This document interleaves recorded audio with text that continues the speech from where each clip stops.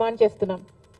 ఇంకో పక్క Visakha railway zone కి భూములు ఇవ్వలేదని ఒకసారి బీజేపీ అంటే, భూములు ఇచ్చామని వైసీపీ అంటే, ఇలా ఒకరి మీద ఒకరు టెన్నిస్ బాల్ అన్నట్టు ఇటు నుంచి అటు అటు నుంచి ఇటు ఆడుకున్నారు 5 సంవత్సరాలు. ఇప్పుడు చెప్పండి, వైజాగ్ జోను రైల్వే జోన్ కథ ఏమిటి? ఎప్పుడు చేస్తారు? ఎంత ఇస్తారు? మాట్లాడాల్సిన అవసరం ఉంది. ఇదే కాకుండా ఉత్తరాంధ్రకైనా రాయలసీమకైనా స్పెషల్ ఎకనామిక్ ప్యాకేజీలు సంగతి ఏమిటి? ఎంత ఇస్తున్నారు?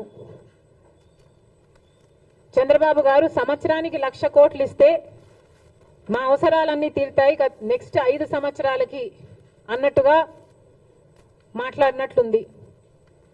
కానీ చంద్రబాబు గారిని ప్రశ్నిస్తున్నాం, సంవత్సరానికి 1,00,000 కోట్లు అంటే 5 సంవత్సరాలకు 5 లక్షల కోట్లు ఇస్తే ఎలా సరిపోతుందో చంద్రబాబు గారు ప్రజలకు వివరించాల్సిన అవసరం ఉంది. ఎందుకంటే కాంగ్రెస్ పార్టీ విభజన రోజున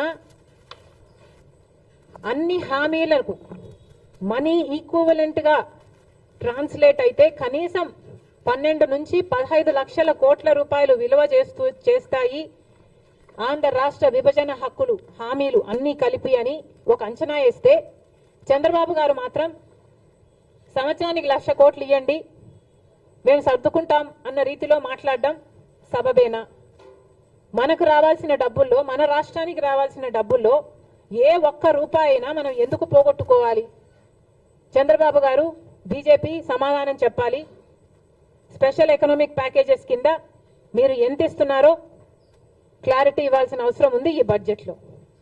కడప స్టీల్ ఫ్యాక్టరీ ఇంకా మొదలే కాలేదు, ఎడారిలాగా ఉంది ఆ ప్రాంతం.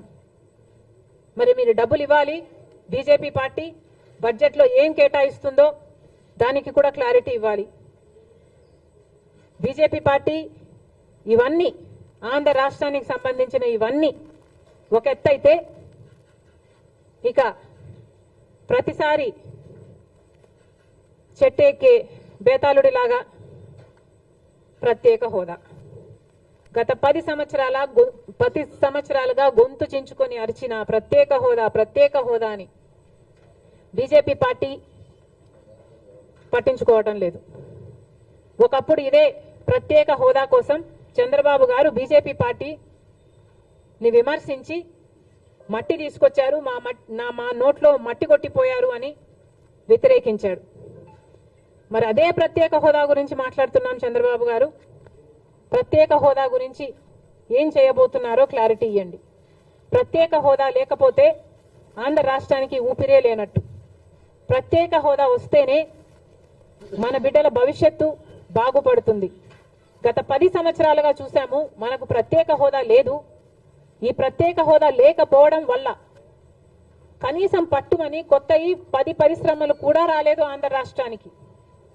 మరి ఇలాగే పోతే ఆంధ్ర రాష్ట్ర బిడ్డల భవిష్యత్తు ఏమైతుందో అందరూ ఆలోచించాల్సిన అవసరం ఉంది. ప్రత్యేక హోదా వస్తేనే మనకు రాయితీలు వస్తాయి, ట్యాక్స్ బెనిఫిట్స్ వస్తాయి, సబ్సిడీస్ వస్తాయి. ప్రత్యేక హోదా ఇచ్చిన రాష్ట్రాలలో వేల కొద్ది పరిశ్రమలు వచ్చాయి. మరి ఇవన్నీ రావాలి, జరగాలి అంటే ప్రత్యేక హోదా మనకు అవసరం.